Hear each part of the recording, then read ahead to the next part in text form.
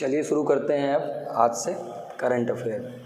अभी तक आप लोगों की 3 क्लासेस हो चुकी हैं और ये चौथी क्लास है आपकी करंट अफेयर की, ठीक है, L4। तो चलिए शुरू करें। एग्ज़ाम तो सभी के टल गए हैं। यूपीएससी भी 10 अक्टूबर को यूपीएससी है और इसी के आसपास में यूपीपीसीएस को भी मान के चलिए कि 10 या 15 दिन के गैप में आपका यूपीपीसीएस का भी एग्ज़ाम होगा। तो अभी क्या था कि अभी हम लोग current affair exam point of view से देख रहे थे कि एग्ज़ाम से 1 महीना पहले से हम पढ़ रहे थे। जैसे मान लीजिए जून में एग्ज़ाम था तो हम मई तक का करंट अफेयर अब कवर करते थे, लेकिन अब चूँकि एग्ज़ाम बढ़ गया है तो एग्ज़ाम बढ़ जाने के कारण अब हम लोगों को करंट अफेयर ज़्यादा पढ़ना पड़ेगा। जैसे अगर मान लीजिए सितंबर या अक्टूबर में पेपर है तो हम लोगों को 15 सितंबर से 1 जनवरी तक का करंट अफेयर पूरा तैयार रखना है, ठीक है। तो 1 जनवरी तक का हम लोग अगर करंट अफेयर तैयार रखेंगे, 1 जनवरी से लेकर 15 सितंबर मतलब एग्ज़ाम के 20 से 25 दिन पहले तक का करंट अफेयर हम लोगों को तैयार रखना है, ठीक। तो अब चूँकि जान लीजिए कि जब भी एग्ज़ाम बढ़ते हैं तो सबसे ज़्यादा जो बर्डन बढ़ता है किसी सब्जेक्ट पे, बाकी सारे सब्जेक्ट तो क्या होते हैं, वो ट्रेडिशनल सब्जेक्ट हैं, वो उसी तरीके से चलेंगे, लेकिन करंट अफेयर का पोर्शन बहुत बढ़ जाता है, ठीक। तो चलिए शुरू करते हैं। अब देखिए सबसे पहला मुद्दा आता है एक हांगकांग में क्या हुआ कि हांगकांग के विधानमंडल में, जैसे अपने यहाँ ये संसद है उसी तरीके से हांगकांग में विधानमंडल में निर्वाचित प्रतिनिधियों की संख्या कम कर दी है अभी चाइना ने। 90 से घटाकर 90 में से मात्र 20 सदस्य क्या होंगे, निर्वाचित होंगे, इलेक्ट होंगे। बाकी जितने भी होंगे वो नॉमिनेट करेगा और नॉमिनेशन में कहीं ना कहीं इम्पैक्ट किसका रहेगा, चाइना का रहेगा। ऐसा क्यों किया? देखिए हांगकांग का मुद्दा ही एक अलग है, छोटा सा बात है, आप लोग समझ लेते हैं कि हांगकांग क्या है कि ब्रिटिश का ही उपनिवेश था, ब्रिटिश सरकार की उपनिवेश था।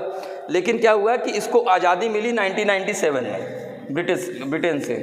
तो ब्रिटेन ने जब इनको आज़ादी दी तो चूँकि ये चाइना से जुड़ा हुआ एरिया माना जाता था, तो चाइना ने तो क्या हुआ कि एक देश दो व्यवस्था के आधार पर, एक देश दो व्यवस्था, जैसे चाइना एक देश है परंतु दो व्यवस्था के आधार पर, जैसे चाइना में साम्यवाद है, कम्युनिज्म के आधार पर पूरी शासन व्यवस्था चलती है, कम्यून के आधार पर, यहाँ पर डेमोक्रेटिक आधार पर चलेगी। इसी के लिए संधि हुई थी 1 नेशन 1 कंट्री 2 सिस्टम के आधार पर। और इसमें क्या था कि हांगकांग को स्वायत्तता दी गई थी। हांगकांग के लोगों को उनके डेमोक्रेटिक राइट जैसे राजनीतिक अधिकार हो गए, उनको अभिव्यक्ति की स्वतंत्रता, इस तरीके की काफ़ी अधिकार दिए गए जो कि चाइना में नहीं दिए जाते, चाइना के लोगों को नहीं दिए जाते। अब चूँकि क्या है कि 97 में ये संधि हुई थी और अगले 50 सालों के लिए थी कि ये व्यवस्था अगले 50 सालों तक लागू रहेगी। अब होता क्या है कि धीमे धीमे चाइना अपना इम्पैक्ट बढ़ाना चाहता है, तो उसमें क्या होता है कि एक बेसिक लॉ है हांगकांग का, एक जो जिससे पूरा के पूरा उनका सिस्टम चलता है, उसे हम कहते हैं बेसिक लॉ। जैसे भारत में भारत का सारा प्रणाली किससे चलती है, संविधान से, उसी तरह इनका बेसिक लॉ है और उस बेसिक लॉ में चाइना परिवर्तन करना चाह रहा है और कहीं ना कहीं क्या चाह रहा है कि वो पूरी तरीके से उसको अपने क्षेत्र में शामिल करना चाह रहा है, अपने अंडर में कैप्चर करना चाह रहा है। पहले ये इसी संदर्भ में क्या कर रहा है कि वो क्या किए कि इनकी निर्वाचित सदस्यों की संख्या को घटा दिया। पहले कितनी थी, 35 थी, मतलब आधी 50%, उसको घटा दिया, ठीक है। और देखिए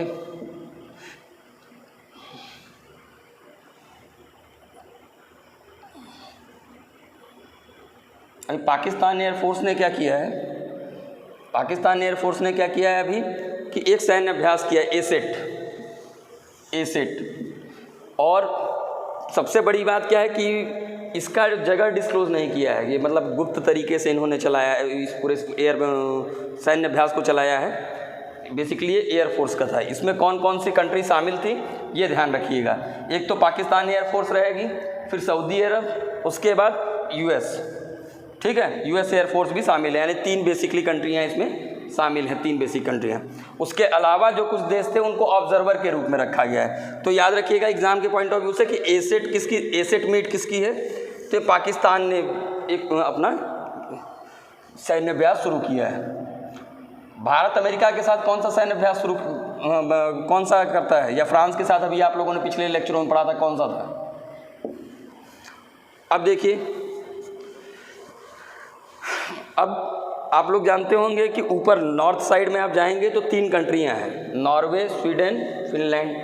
ठीक, अब इनका जो कोस्टल लाइन है वो बड़ा कटी फटी है। देखिए यहाँ पे तो होता क्या है कि जहाज़ इनको ले जाना होता है तो पूरा द्वीप को घुमा के ले जाते हैं। जैसे हम ही लोग क्या है कि हमारे यहाँ नीचे श्रीलंका है, बीच में राम सेतु है, ये भारत है, तो हम लोग अगर यहाँ अपने पूर्वी साइड से पश्चिमी साइड तक अगर जहाज़ भेजनी है तो पूरा घूम के जाते हैं ना।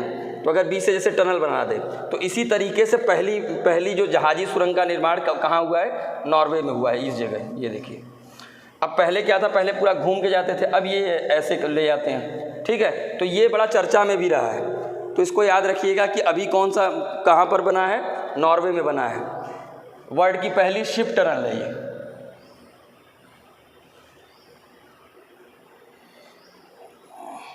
और अब देखिए भारत पे आप लोग क्या है कि डिजिटल पेमेंट कर ही रहे हैं। 2016 के बाद डिजिटल पेमेंट और डिजिटल इंडिया को काफ़ी बढ़ावा मिला।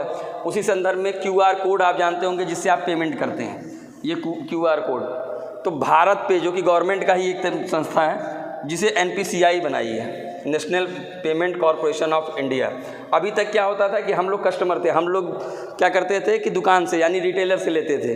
तो इस संदर्भ में एक पहल शुरू की गई है, इसमें डिस्ट्रीब्यूटर टू रिटेलर के लिए सिस्टम तैयार किया गया है। ठीक है, किसने शुरू किया है, भारत पे। कहीं ऐसा ना हो कि एग्ज़ाम में आ जाए तो फ़ोन पे और पेटीएम आप कर दें, तो भारत पे ने शुरू किया है। किसके लिए, डिस्ट्रीब्यूटर टू रिटेलर, D2R इसको कहेंगे, शॉर्ट फॉर्म में इसको D2R के नाम से बोला जा रहा है।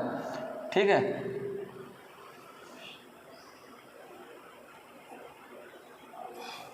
अब देखिए, भारत के एक बड़े फेमस साइंटिस्ट रहे हैं अजमल खां। ठीक, तो अभी एक बैक्टीरिया खोजा गया है इंटरनेशनल स्पेस स्टेशन में, उसके नाम, उस बैक्टीरिया का नाम इनके नाम पर रखा गया है, अजमल खां के नाम पे। ठीक है, ये बैक्टीरिया का नाम है मैथिलोबैक्टीरियम अजमली। ठीक है, तो कहाँ पर रखा गया, इंटरनेशनल स्पेस स्टेशन में जो बैक्टीरिया खोजी गई है। अभी क्या हुआ है कि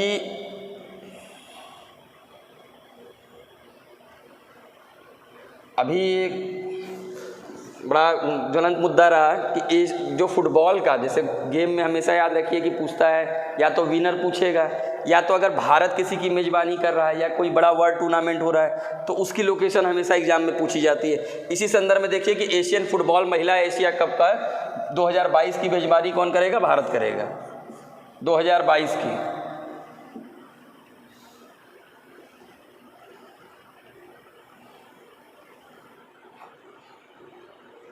अभी मोदी जी ने एक किताब लिखी थी, याद होगा आप लोगों को, एग्ज़ाम पर वो आए थे तो जब मन की बात कर रहे थे तो एग्ज़ाम पर चर्चा भी की थी। तो 30 मार्च को क्या किया, एक किताब लॉन्च की है, एग्ज़ाम वॉरियर। इसमें एग्ज़ाम में कैसे बैलेंस बनाया जाए, बच्चे किस तरीके से बेहतर परफॉर्मेंस दे, इसी संदर्भ में एग्ज़ाम वॉरियर को लाया गया है। तो ये कब आया, 30 मार्च को इन्होंने लॉन्च किया है। चूँकि मोदी जी लिखे हैं तो इसलिए ज़्यादा इम्पॉर्टेंट है। अब आइए बात करते हैं कि उधर नॉर्थ ईस्ट में क्या है, अभी आग लगी थी, जंगल की आग, आप लोग जानते हैं, अभी आप लोग इन्वायरमेंट में भी पढ़ेंगे। तो वहाँ पर उस आग को बुझाने के लिए जो सिरोही चोटी पे था, मणिपुर में सिरोही चोटी पे, तो वहाँ पर हेलीकॉप्टर का यूज़ किया गया है, MI-17 का। तो ये हेलीकॉप्टर का नाम थोड़ा सा याद रखिएगा। और कहाँ पर जंगल की आग को बुझाने के लिए हेलीकॉप्टर का यूज़ किया, तो मणिपुर में।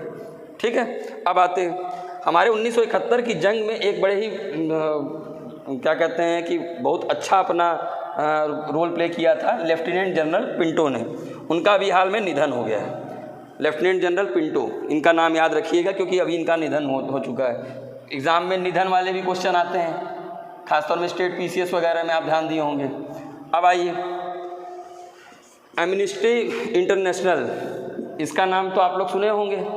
क्या करती है ये एमनेस्टी इंटरनेशनल? एक संस्था है वर्ल्ड की, इंडिपेंडेंट NGO टाइप की संस्था, NGO है ये क्या है, कहाँ की संस्था है, UK की। इसका हेडक्वार्टर लंदन में है। ये क्या करती है बेसिकली, आप लोग सुनते होंगे कि जो क्या कहते हैं फांसी की सज़ा दी जा रही है, कहाँ मानवाधिकार का उल्लंघन हो रहा है, इस संबंध में अपनी रिपोर्ट जारी करती है। खासतौर में फांसी को लेकर तो यही रिपोर्ट जारी करेगी। तो उसके अभी नए हेड चुनी गई हैं, कौन बनी है, एंगस कैलामार्ड। ये कहाँ की हैं, फ्रांस की हैं, एंगस कैलामार्ड। ठीक है, तो इनका नाम याद रखिएगा, क्योंकि वर्ल्ड के जितने भी इंस्टीट्यूशंस होते हैं और उन इंस्टीट्यूशंस के जो हेड चुने जाते हैं वो हमेशा एग्ज़ाम में इंपॉर्टेंट होते हैं। तो याद रखिएगा, एंगस क्लामार्ड बनी है किसकी? एमनेस्टी इंटरनेशनल की हेड। एमनेस्टी इंटरनेशनल कैसी संस्था है? ये कोई यूएन वगैरह की संस्था नहीं है, ये एनजीओ है, इंडिपेंडेंट। ठीक, कहाँ पर इसका हेडक्वार्टर है? तो लंदन में, यूके बेस्ड संस्था है।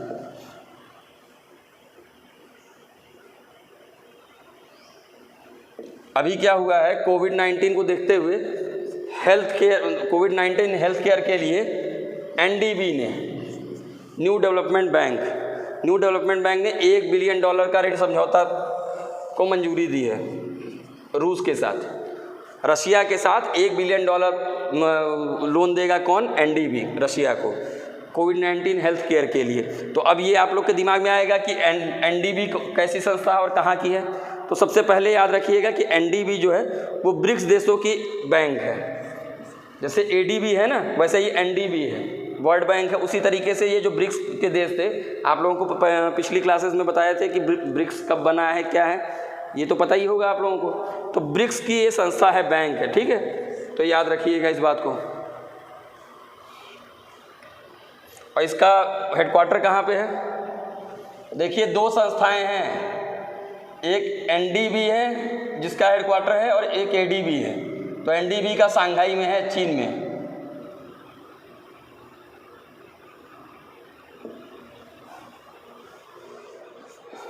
अभी 9वां हार्ट ऑफ एशिया सम्मेलन की मेजबानी कौन करेगा? तजाकिस्तान करेगा। तजाकिस्तान की राजधानी कहाँ है? दुशानबे। तो दुशानबे में इसका मेजबानी करेगा। अब हार्ट ऑफ एशिया बेसिकली है क्या? हार्ट ऑफ एशिया है क्या बेसिकली? तो ये जो अफ़गानिस्तान में शांति प्रक्रिया चल रही है, अफ़गानिस्तान की शांति प्रक्रिया, उसी के लिए हम एक सम्मेलन करते हैं, ठीक है। उसी सम्मेलन को हम क्या कहते हैं? हार्ट ऑफ एशिया सम्मेलन, या फिर क्या कहेंगे कि एशिया इस्तांबुल प्रोसेस। कभी कभी आपको एग्ज़ाम में दिखने को मिलेगा कि एशिया इस्तांबुल प्रोसेस भी इसको बोला जाएगा, ठीक है। तो कहाँ पर है इसका, कहाँ पर होगा? इसका होगा तजाकिस्तान की राजधानी में। और कहाँ है तजाकिस्तान की राजधानी? दुशानबे, ठीक है। अब आइए, देखिए, एक होता है क्रूज़ मिसाइल, आप लोग साइंस टेक में पढ़ेंगे, और दूसरा होता है बैलिस्टिक मिसाइल, ठीक। तो क्रूज़ मिसाइल क्या होती है? शॉर्ट रेंज की मिसाइल होती है जिसकी स्पीड बहुत ज़्यादा होती है, और इसका जो प्रोजेक्शन होता है, देखिए ऐसे होता है क्रूज़ मिसाइल का, ऐसे।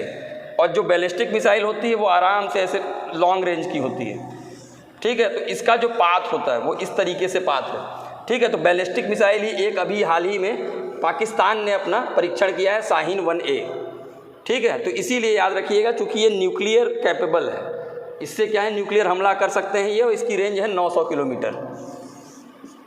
भारत में अपने पास बैलिस्टिक मिसाइल कौन कौन सी हैं? बहुत सी हैं। सबसे पहले तो अग्नि सीरीज़ को ही याद रखिएगा, उसके 5 सीरीज़ हैं, अग्नि सीरीज़ को याद रखिएगा। तो भारत तो बैलिस्टिक मिसाइल कैसी होती है? जिनका प्रोजेक्शन इस तरीके से होगा, ठीक है। और इसकी स्पीड उतनी नहीं होती जितनी क्रूज़ मिसाइल की होती है। क्रूज़ मिसाइल भारत के पास कौन सी है? शॉर्ट रेंज की होती है, क्योंकि कम मारक क्षमता की। तो हमारे यहाँ ब्रह्मोस इसका सबसे अच्छा उदाहरण है, क्रूज़ मिसाइल, वर्ल्ड की सबसे फास्टेस्ट बोली जाती है वो, ठीक है। अभी क्या हुआ है, विश्व का सबसे बड़ा प्रदर्शन कला यानी परफॉर्मिंग आर्ट्स हुआ है, कहाँ पर? इंटरनेशनल थिएटर इंस्टीट्यूट में। इसका हेडक्वार्टर कहाँ है? पेरिस में, ठीक। अब एक बात याद रखिएगा, भारत में क्या होता है, भारत में जननी सुरक्षा योजना आप सुने होंगे, जिसमें मातृत्व सुरक्षा, जिसमें क्या होता है कि प्रेग्नेंट लेडी जब को एक निश्चित समय 26 सप्ताह की छुट्टी दी जाती है। जो प्रेग्नेंट लेडी होती है उनको 26 सप्ताह की छुट्टी दी जाती है। वही चीज़ उस तरीके का ही छुट्टी और अधिकारों को दिया है किसने? न्यूजीलैंड ने। तो न्यूजीलैंड दूसरा ऐसा देश है जिसने क्या है, माताओं को गर्भपात या जन्म के बाद, इसमें एक बात और याद रखिएगा, जन्म के बाद या फिर अगर अबॉर्शन भी होता है तो भी पैसे के साथ छुट्टी देने का प्रावधान करने वाला दूसरा देश बन गया है, ठीक है। यानी क्या है कि अगर कोई लेडी किसी कारणवश अबॉर्शन होता है या फिर प्रेग्नेंट होती है तो इसके लिए क्या होगा, उन्हें छुट्टी देने का अधिकार होगा। ये हर देशों में इस तरीके की व्यवस्था नहीं है। आपका ये यूएस वगैरह में तो इस तरीके की व्यवस्था नहीं है। भारत पहला देश था जिसे 26 सप्ताह की मातृत्व सुरक्षा के नाम पर छुट्टी दी थी। अब सबसे महत्वपूर्ण बात ये आती है कि जैसे नियुक्तियों में हम देखते हैं तो के विजय राघवन ये कौन है? भारत सरकार के प्रधान वैज्ञानिक सलाहकार हैं। उनका कार्यकाल 1 साल के लिए बढ़ा दिया गया है, ठीक है, कोविड दौर में। ये हैं के विजय राघवन। और जितने भी साइंटिफिक चीज़ें होती हैं उन पे सलाह देने का जो अधिकारी होता है प्रधानमंत्री को, वो यही हैं। अभी क्या हुआ है, चूँकि ढाका में बंगबंधु म्यूज़ियम बनाया गया। बंगबंधु म्यूज़ियम में क्या होगा, 1971 जो का युद्ध हुआ था उसके 50 साल हुए हैं अभी, तो उसी के उपलक्ष्य में उससे रिलेटेड सारी चीज़ें म्यूज़ियम में रखी जाएगी। तो भी ये कहाँ पे बनाया गया है? ढाका में बंगबंधु म्यूज़ियम। अब आइए दिल्ली। अब एक चीज़ और आप लोग को पता होनी चाहिए कि जो दिल्ली में कैंटोनमेंट एरिया है, छावनी परिषद, कैंटोनमेंट एरिया, वहाँ पर जो कोरिया क्या है, नॉर्थ कोरिया और साउथ कोरिया। तो नॉर्थ कोरिया और साउथ कोरिया के बीच में जब 1950 के दशक में विवाद हुआ था, 1950 के दशक में जब विवाद हुआ था तो इसको बातों से सुलझाने का कार्य मध्यस्थता किसने की थी? भारत ने की थी। खासतौर में भारत के उस समय के बड़े प्रसिद्ध विदेश मंत्री थे, कह सकते हैं पहले ब्यूरोक्रेट रहे हैं, वीके कृष्णा मेनन। उन्होंने उसमें बहुत बड़ा अपना रोल प्ले किया था। तो उसी के संदर्भ में क्या हुआ है कि दिल्ली के छावनी में एक मैत्री पार्क बनाया गया है, मैत्री पार्क दिल्ली छावनी में, ठीक है। जो अब आपको समझ में आया कि कोरिया युद्ध में भारत क्या है, मध्यस्थता करके इस युद्ध को समाप्त किया था, कोरिया संकट को। वहाँ पे बड़े से बड़े देश, अमेरिका हो चाहे यूएसएसआर हो, वो कुछ नहीं कर पाए। वहाँ पर जाकर भारत के एक ब्यूरोक्रेट थे उस समय के, बाद में क्या नाम है, हमारे विदेश मंत्री रहे वीके कृष्णा मेनन, उन्होंने जाकर पूरी मध्यस्थता की और उस पूरे युद्ध को सॉल्व किया, और वो भी बातों से, बिना लड़े। और इसी के उपलक्ष्य में क्या हो रहा है, दिल्ली की छावनी में एक मैत्री पार्क बनाया जा रहा है। अब आइए, डॉक्टर हर्षवर्धन कौन है?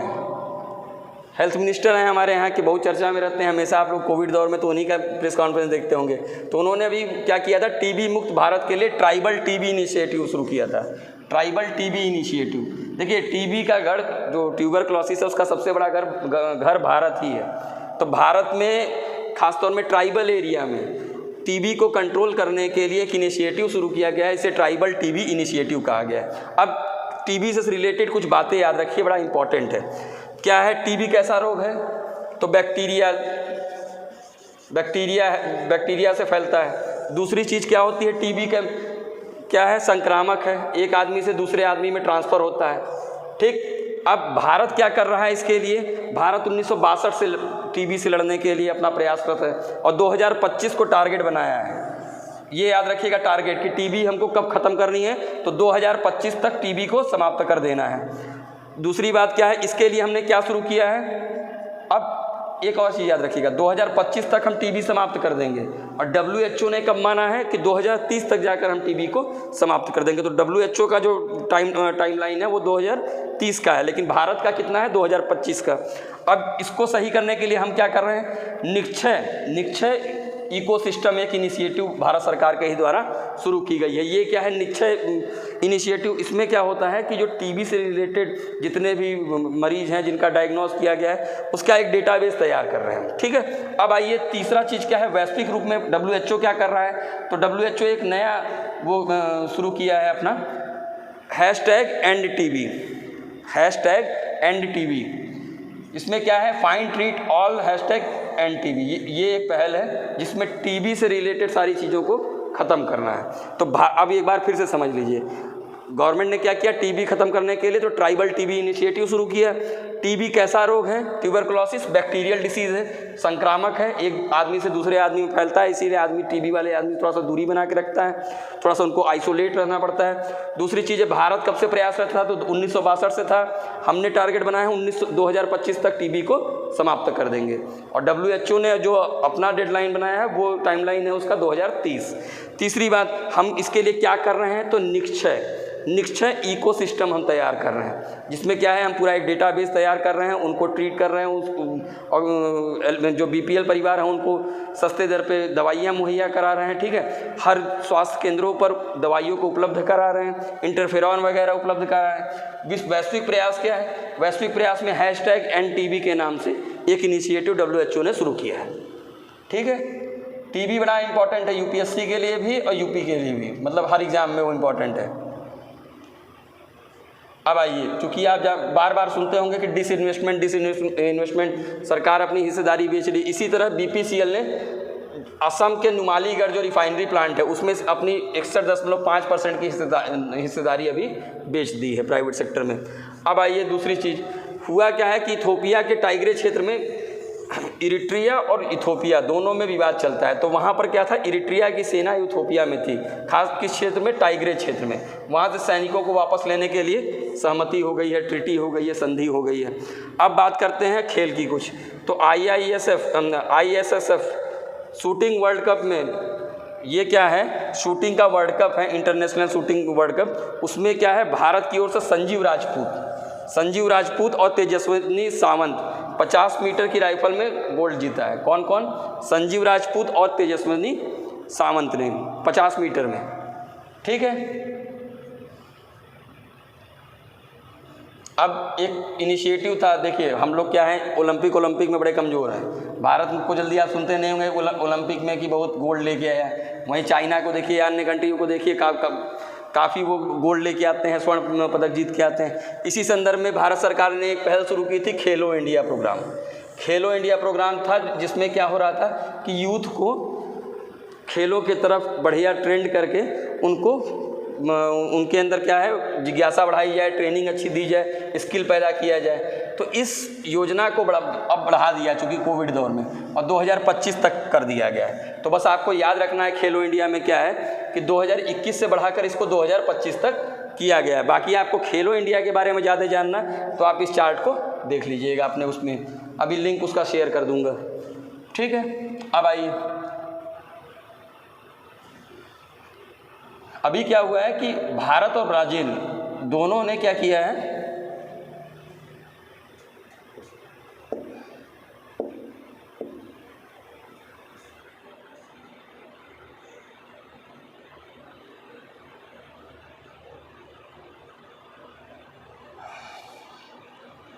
अभी भारत और ब्राज़ील दोनों के शोधकर्ताओं ने एक शोध निकाला, एक मतलब अपना पेपर जनरल रिलीज़ किया।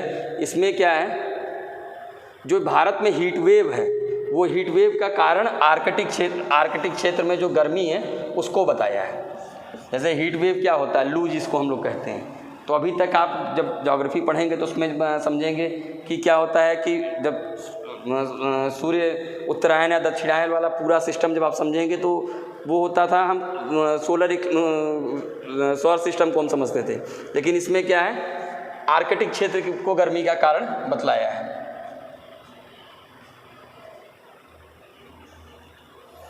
अभी क्या है कि आप लोग को पता होगी नई शिक्षा नीति आई है 2020 की, उसी के आधार पर CBSE ने क्या किया है कि कक्षा 6 से क्लास 6 से लेके क्लास 10 तक के लिए योग्यता आधारित मूल्यांकन ढांचे को बनाने की घोषणा की है। याद रखिएगा कि योग्यता आधारित मूल्यांकन ढांचा, बच्चे का पूरा एनालिसिस क्लास 6 से लेकर 10 तक में। इसका उद्देश्य क्या है, 3 सब्जेक्ट, हमेशा आप लोग यही 3 सब्जेक्ट सुनते भी हैं, बचपन में पढ़ते होंगे, तो यही 3 सब्जेक्टों में इंटरेस्ट हो या फिर आप इंटरेस्ट नहीं भी होगा तो इसमें इंग्लिश, साइंस और मैथ को कवर करने के लिए कोशिश की गई है। इसके तहत क्या है कि उनके परिणाम सुधारे जाएं, इन तीनों सब्जेक्टों में लोगों का साइंटिफिक टेम्परामेंट डेवलप हो, इसके लिए वो काम करेंगे। और वो उसका जो आधार रहेगा वो राष्ट्रीय शिक्षा नीति रहेगी।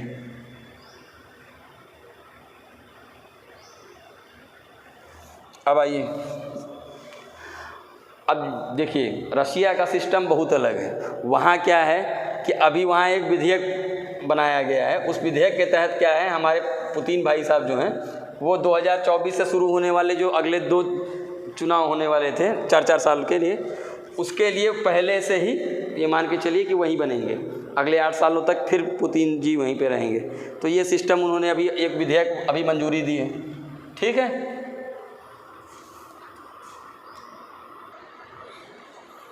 ठीक है, अब आते हैं, अब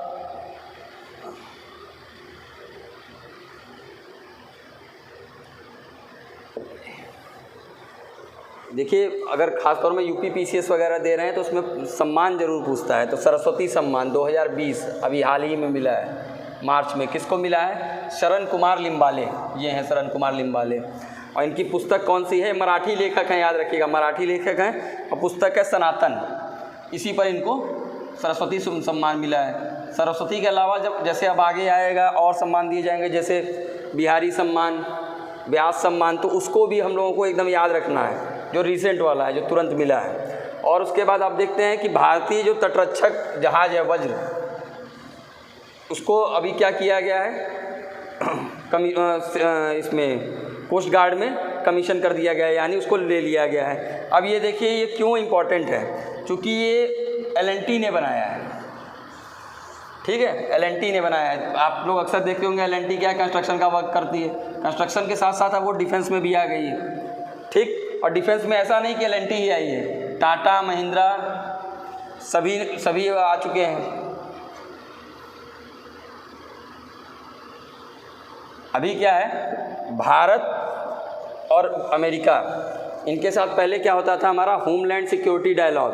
होमलैंड सिक्योरिटी डायलॉग बेसिकली इसमें होता क्या है, इसमें जो दोनों देशों के इंटरनल सिक्योरिटी के मुद्दे हैं, जैसे हमारे यहाँ उग्रवाद है, आतंकवाद है, इस तरीके के मुद्दों को लेके चर्चा की जाती है, उसके समाधान ढूंढने का प्रयास किया जाता है। तो इसी के संदर्भ में अभी हाट स्थापित किया जा रहा है, करने जा रहे हैं हम दोनों देश मिलके। पहले कब किया गया था? 2011 में पहले किया गया था, ठीक है। इसमें बेसिकली क्या है कि साइबर सिक्योरिटी, आजकल साइबर सिक्योरिटी का मुद्दा सबसे बड़ा महत्वपूर्ण है, खासतौर में डिजिटल ज़माने में, ठीक। और उसके बाद नई प्रौद्योगिकियाँ कैसी, जैसे मान लीजिए कि बिटकॉइन ही है। अब बिटकॉइन के माध्यम से टेररिस्ट क्या है, अपने पैसे का आदान प्रदान करें, ठीक। AI जो नई उभरती है, नैनोटेक, अब इसका प्रयोग करके अगर वेपन बनाया जाए, तो इस संदर्भ में अब हम लोग बात कर रहे हैं। और ये भी याद रखिएगा कि जो नई टेक्नोलॉजियाँ हैं, AI है, नैनो है, क्वांटम है, ये सब बड़ी ही जितनी अच्छी हैं, जितनी हेल्पफुल हैं, उतनी ख़तरनाक भी हैं। अगर उसको डिफेंस सेक्टर में यूज़ हम करते हैं तो सिक्योरिटी एस्पेक्ट से बहुत ही ख़तरनाक है। और अभी तो फ़िलहाल में बिटकॉइन को भी इस संदर्भ में देखा जा रहा है। क्या बिटकॉइन हो गया या फिर डीप वेब हो गया, इसके तहत क्या है, आतंकी संगठन अपना ट्रांजैक्शन कर रहे हैं, उनको ट्रेस नहीं कर पा रहे हैं हम लोग। अब बात करते हैं कि भगत सिंह का एक स्मारक बनाया गया है शहीद दिवस के अवसर पे। शहीद दिवस कब होता है, आप लोग पढ़ लीजिएगा, ठीक है। उस दिन उनको फांसी दी गई थी, ठीक। तो भगत सिंह का एक स्मारक दिल्ली विश्वविद्यालय में अभी बनाया गया है। अभी एक बात और याद रखिएगा, जैसे आप लोग स्टेट PCS पढ़ देते हैं या UPSC ही देते हैं, तो याद रखिएगा कि कुछ क्रेडिट रेटिंग एजेंसियां हैं, इकॉनमी आप लोग पढ़ेंगे तो समझेंगे कि देश की ग्रोथ रेट और GDP को देखते हुए वो अपना एक आकलन भी करती है।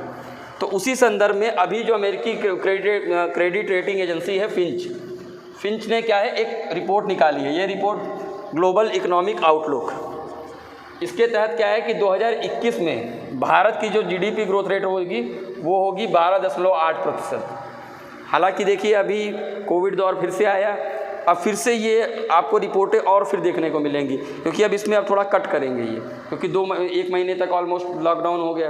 तो इन सब संदर्भ में देखेंगे तो ये थोड़ा फ्लक्चुएट करती है, लेकिन एग्ज़ाम से रिसेंट पहले वाली जो डेटा है वो हमको याद रखना है। जैसे फिंच देती है, IMF देती है, वर्ल्ड बैंक देती है, ठीक है, ADB देती है, इस तरीके की जो संस्थाएँ दे रही हैं आपको, उसको हमें याद रखना है, ठीक है।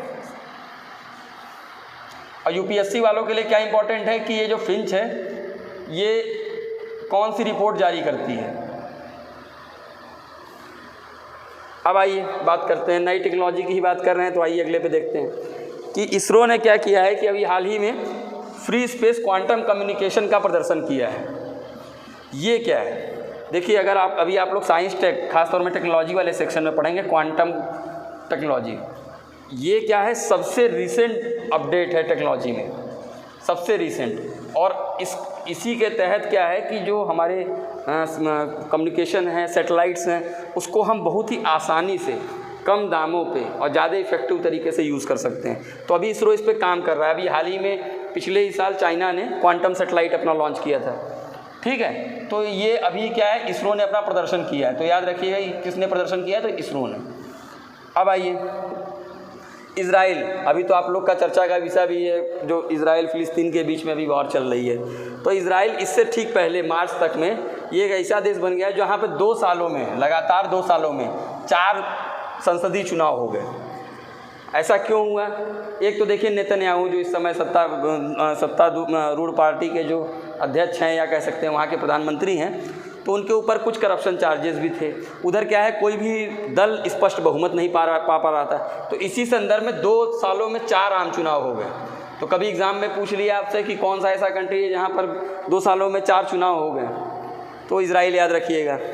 अभी जैसे देखिए इसरो ने क्या है कि बहुत अच्छी उपलब्धि हासिल की है कि वो एक साथ 103 सैटेलाइट या 4 सैटेलाइट 2-3 साल 4 साल पहले अभी लॉन्च किया था। ये क्षमता डेवलप हमने कर ली है, इसरो ने कर ली है कि वो एक साथ 103, 104 इस तरीके के सैटेलाइट लॉन्च करने की क्षमता है। उसी तरीके से उसी तर्ज पर रूस ने भी 18 देशों के 38 सैटेलाइट को भी भेजा है। याद रखिएगा रूस ने 38 सैटेलाइट एक साथ भेजे हैं। और इसका जो ये कैरियर था जिससे भेजा है वो है Soyuz 2.1A carrier rocket, Soyuz 2.1A carrier rocket, ठीक है। अब आइए,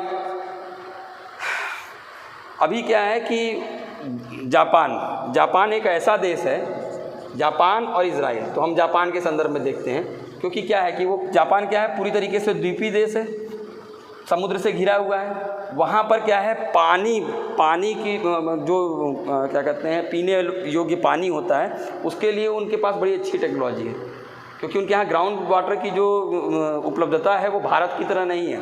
इसी संदर्भ में उन्होंने कई तरीके की टेक्नोलॉजी डेवलप की है।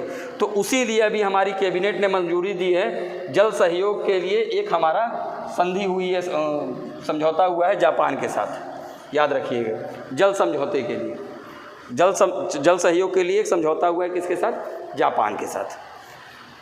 वैसे टेक्नोलॉजी के मामले में इज़राइल भी कम नहीं है, ये वाटर टेक्नोलॉजी, उसके बाद एग्रीकल्चर टेक्नोलॉजी।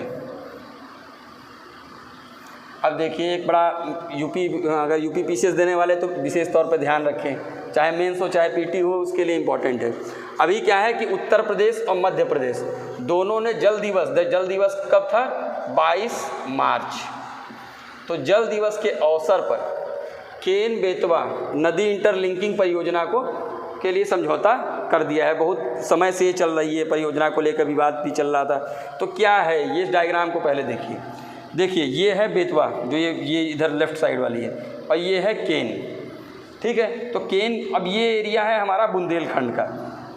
उत्तर प्रदेश का सबसे ज़्यादा पानी की समस्या से जूझ रहा क्षेत्र हमारा बुंदेलखंड है, जिसमें झांसी, हमीरपुर ये सब आते हैं, ललितपुर वगैरह। अब इसी संदर्भ में क्या है कि जैसे 2 नदियाँ हैं, तो बेतवा में पानी कम है और केन में पानी ज़्यादा है। बेतवा का ज़्यादातर हिस्सा किसके पास है, उत्तर प्रदेश के पास। वहीं केन का हिस्सा ज़्यादातर एमपी के पास है।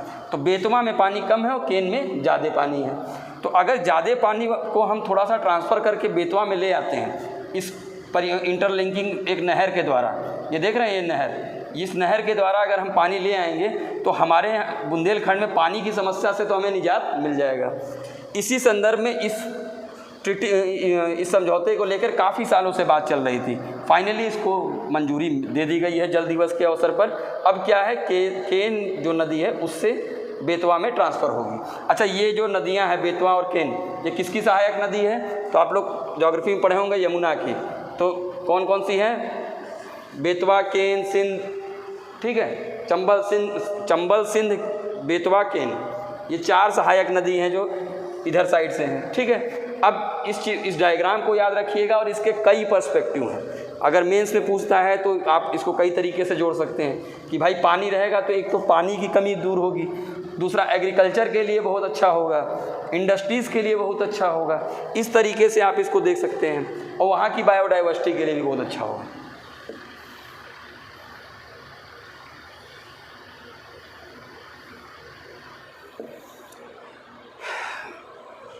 सिंधु जल आयोग ये क्या है, तो देखिए भारत और पाकिस्तान नदियाँ, सिंधु नदी जो सिस्टम है इंडस वैली सिस्टम, जिसमें 6 नदियां हैं।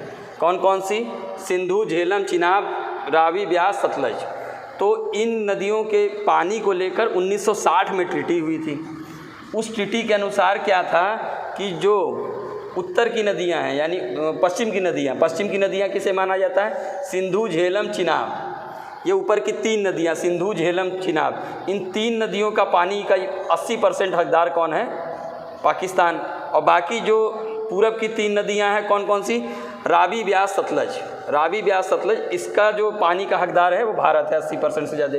अब इसमें क्या होता है कि इस चीज़ को लेकर बैठक होती है। तो यहाँ पर इस 1960 में जो सिंधु जल समझौता हुआ था उसमें ये प्रावधान किया गया था कि हर साल में दोनों के रिप्रेजेंटेटिव प्रतिनिधि बैठेंगे और समस्याओं का हल निकालेंगे बैठ के, ठीक है। और इसी संदर्भ में कुछ दिन चूँकि बीच में पाकिस्तान से क्लैश चलता रहा तो इसकी जो बैठक है वो बंद कर दी गई थी। अभी फिर से शुरू की गई है और 23 मार्च को की गई थी, ठीक है। 23 मार्च को भी हमने सिंधु जल आयोग की बैठक की है। अब देखिए इसमें क्या दिक्कत है।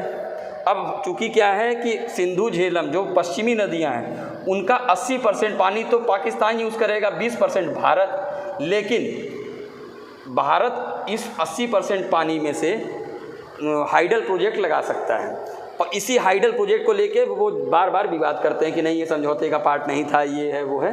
और इसी संदर्भ में फिर अपना एक उन्होंने आपत्ति भारत के 2 क्या कहते हैं डैम को लेकर आपत्ति दर्ज कराई है। कौन कौन से? एक है पांगल डैम और दूसरा है लोअर कलई डैम, ठीक है। इन दोनों को लेकर उन्होंने अपनी आपत्ति दर्ज कराई है।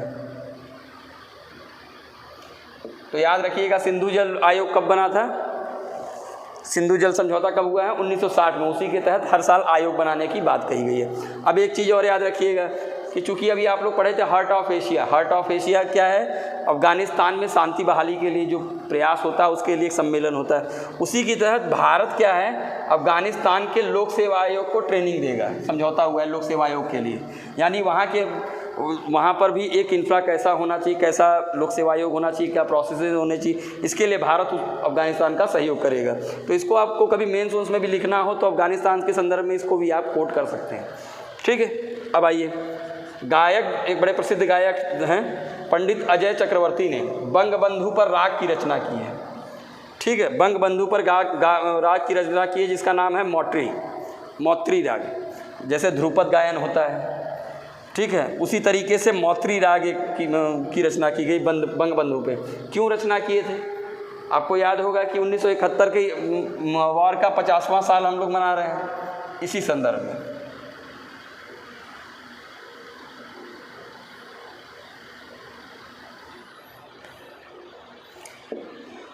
अब देखिए पावर ग्रिड, आप लोग इतना सा छोटी सी बात है कि पावर ग्रिड एक कंपनी है भारत सरकार की। इसका काम क्या है कि जो भी इलेक्ट्रिसिटी जनरेट तो कंपनी करती है एनटीपीसी की या क्या कहते हैं बीएचईएल की, लेकिन उसको डिस्ट्रीब्यूट करने का, हर जगह ले जाने का काम उस बिजली को वो कंपनी काम करती है पावर ग्रिड। और इसी के तहत जितनी भी कंपनियां होती हैं ये नोडल एजेंसी है, तो ट्रांसमिशन में जितनी भी कंपनियां इन्वॉल्व होती हैं वो इन्हीं के अंडर में काम करती है। इसी के तहत इन्होंने अपनी एक ई टेंडरिंग पोर्टल खुला है। ई टेंडरिंग पोर्टल यानी जो टेंडर निकालेंगे वो ऑनलाइन निकालेंगे और उस पोर्टल का नाम है प्रनीत, ठीक है, इसको याद रखिएगा।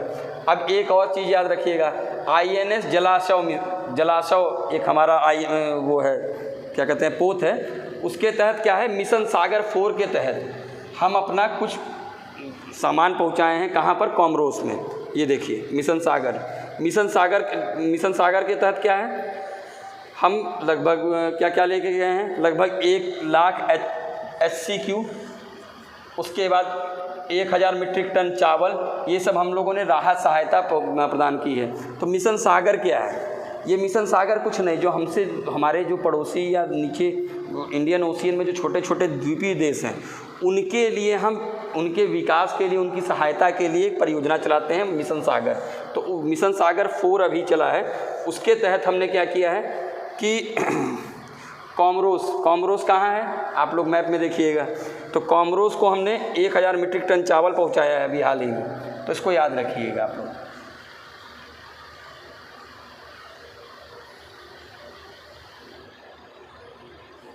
आप लोग करंट इवेंट पढ़ते हैं तो उसको केवल इसलिए ही नहीं याद कीजिएगा कि वो पीटी में काम देगा। जब भी आप मेन सोर्स लिखेंगे तो कभी किसी देश से संबंध लिख रहे हैं, कुछ भी लिख रहे हैं, तो उसमें आपको एक छोटा सा पॉइंट ऐड करने के लिए मिलता है, जिससे क्या होता है एग्जामिनर को भी लगता है कि आप करंट से बड़ा अपडेटेड हैं। अभी देखिए UNHRC, United nation human right council ने क्या किया है, श्रीलंका के मानवाधिकार को लेकर एक प्रस्ताव पारित किया है। अब श्रीलंका के खिलाफ मानवाधिकार क्यों किया गया? क्या हुआ था कि श्रीलंका में, जैसे श्रीलंका है, अब श्रीलंका के जो उत्तरी भाग है जिसे सिंगली द्वीप कहते हैं, यहाँ पर तमिलियन लोग चले गए थे अंग्रेज़ों के समय से। अब अंग्रेज़ों के समय जब गए तो जब ये तमिल के लोग थे और इधर बौद्धिस्ट लोग थे, जब अंग्रेज़ चले गए तो तमिलियन का इन्होंने शोषण किया, क्योंकि तमिलियन लोगों ने क्या किया था, अंग्रेज़ों का कहीं ना कहीं साथ दिया था, तो इनकी हर जगह हिस्सेदारी ख़त्म कर दी, इनका राजनीतिक प्रतिनिधित्व ख़त्म कर दिया, और उसके बाद एक नरसंहार किया इन्होंने बेसिकली तमिलों का। ना इनको कोई राइट्स हैं, ना इनका कोई वोटिंग राइट्स है। इसको लेकर ही एक संस्था बनती है LTTE, liberation of Tamil army करके। अब ये LTTE का ही अध्यक्ष वो कौन था,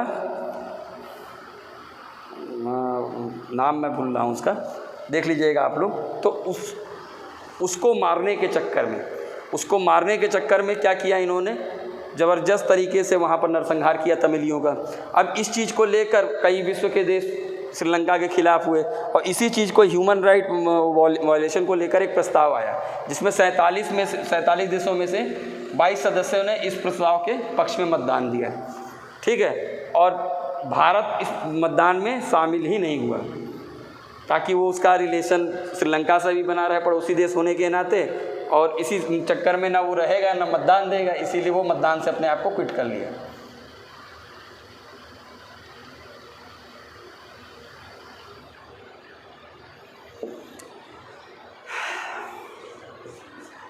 अब देखिए, श्रीलंका ने चीन के साथ 3 साल के लिए $1.5 बिलियन का मुद्रा विनिमय सौदे पर हस्ताक्षर किया है, यानी करेंसी एक्सचेंज पे। यानी जो चाइना की करेंसी है वो श्रीलंका में लागू हो सकती है, व्यापार में वो इतने रुपए तक का एक्सचेंज कर सकते हैं, ठीक है। अब एक और याद रखिएगा कि 23 मार्च को और क्या मनाया गया, विश्व मौसम दिवस। 22 मार्च को क्या मनाया गया, विश्व जल दिवस।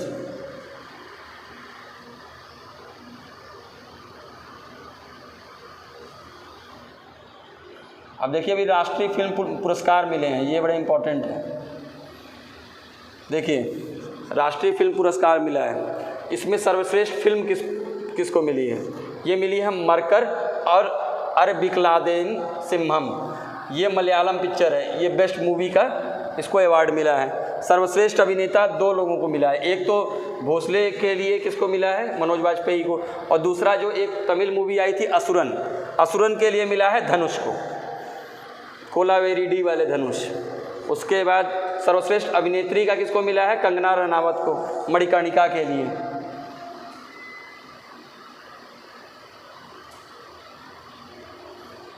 अब आइए, 22 मार्च को जल दिवस के अवसर पर पीएम ने क्या है, जल संरक्षण के लिए जल शक्ति अभियान कैच द रेन अभियान की शुरुआत की है। चूँकि क्या है, जल संरक्षण, चूँकि जल दिवस था, जल दिवस पर जल संरक्षण करने के लिए, क्योंकि क्या है, जल संरक्षण भारत के लिए तो बहुत ज़रूरी है, क्योंकि हर तरीके से हमारा क्या है कि वाटर वेस्ट हो जाता है। एक तो हमारे पास लिमिटेशन है पानी की, ग्राउंड वाटर की, एक तो शुद्ध पेयजल भी उपलब्ध नहीं है, वो वेस्ट हो जाता है। इसी संदर्भ में जल शक्ति अभियान शुरू किया गया था पहले, और इसी जल शक्ति अभियान के तहत कैच द रेन का मतलब बारिश का पानी को हमें प्रोक्योर करना है, ठीक है। तो ये याद रखिएगा कि कौन सा मिशन था, कैच द रेन मिशन, ठीक। कौन सी मिनिस्ट्री ने शुरू किया है, जल शक्ति संसाधन मिनिस्ट्री ने इसको शुरू किया है।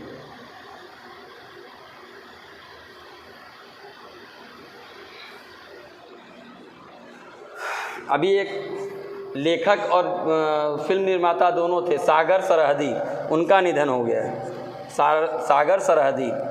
अब एक और चीज़ याद रखिएगा कि अभी क्या हुआ है कि पहले ही मैं आपको बताया था कि कई कंपनियां प्राइवेट सेक्टर की आई हैं डिफेंस में, जैसे टाटा आई, महिंद्रा आई, रिलायंस आई। तो अभी हाल ही में क्या है कि गवर्नमेंट ने, रक्षा मंत्रालय ने महिंद्रा डिफेंस सिस्टम को 1300 हल्के लड़ाकू वाहनों के लिए ऑर्डर दिया है। देखिए, जब तक ऑर्डर नहीं देंगे प्राइवेट सेक्टर के, वो भी खास तौर में भारत की कंपनियों को, तब तक काम चलेगा भी नहीं। इसी संदर्भ में इन्होंने क्या दिया है, अभी एक खरीद समझौते के लिए ऑर्डर दिया है कि वो महिंद्रा के लड़ाकू वाहन खरीदेंगे। अभी भारत ने क्या किया है कि जो ग्लेशियर ग्लोबल वार्मिंग के कारण पिघल रहा है, उस ग्लोबल वार्मिंग के पिघलने के अध्ययन के लिए इन्होंने हवाई रडार सर्वेक्षण कराया है। जो ग्लेशियर की मोटाई का अनुमान लगाने के लिए कि कितनी मोटाई बची है, तो मोटाई का अनुमान लगाने के लिए क्या किया है, हवाई रडार सर्वेक्षण कराया है।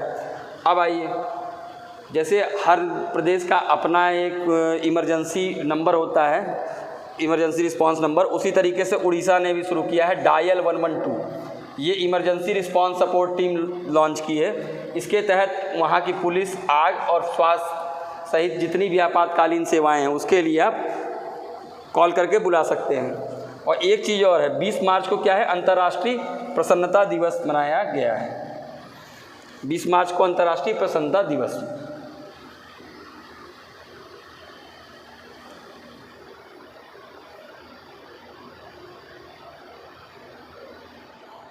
अभी यूएन ने क्या किया है, यूएनडीपी ने भारत में महिलाओं को इनोवेटिव बनाने के लिए, उनकी जो जीवन स्तर को सुधारने के लिए एक योजना शुरू की गई है, वो भी खासतौर में ग्रामीण भारत के लोगों के लिए।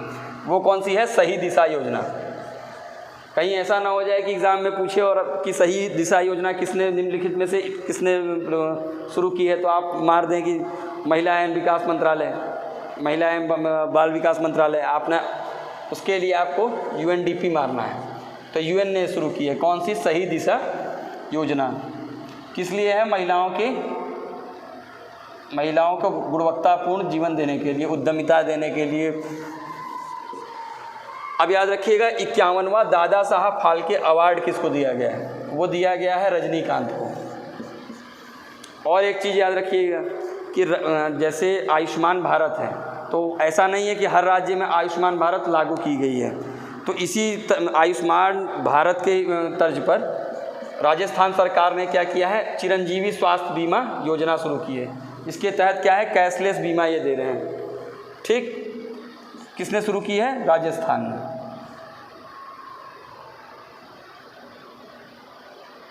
अभी क्या है, बायोस्फीयर रिजर्व लॉन्च किया, दूसरा बायोस्फीयर रिजर्व उड़ीसा सरकार ने प्रस्तावित किया है महेंद्रगिरी को।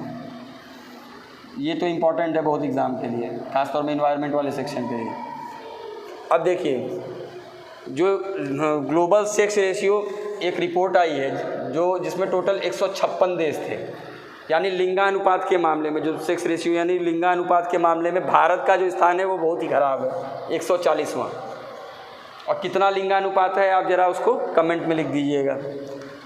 अभी हाल ही में क्या हुआ है कि एमपी गवर्नमेंट ने एक शुरुआत की थी, मेरा मास्क मेरी सुरक्षा अभियान। एमपी गवर्नमेंट ने कोविड से बचने के लिए कि सभी लोग मास्क पहने, और इसके चक्कर में अब देखिए यूएस ने क्या किया है, एक लीडर समिट, जलवायु परिवर्तन को लेकर एक लीडर समिट शुरू किया था। उस लीडर समिट में मोदी जी को भी बुलाया गया था, जो बाइडेन ने बुलाया था।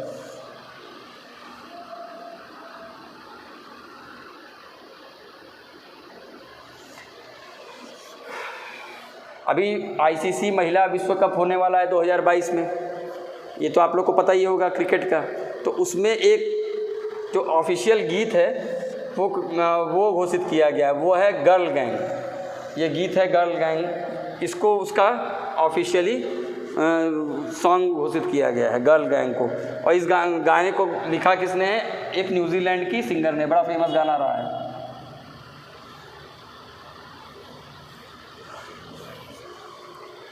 अभी क्या है, जैसे एमपी ने मेरा मास्क मेरा अभियान शुरू किया था, उसी तरीके से उड़ीसा गवर्नमेंट ने भी कोविड-19 के प्रसार को रोकने के लिए 14 दिन का मास्क अभियान पहल की शुरुआत की। ठीक।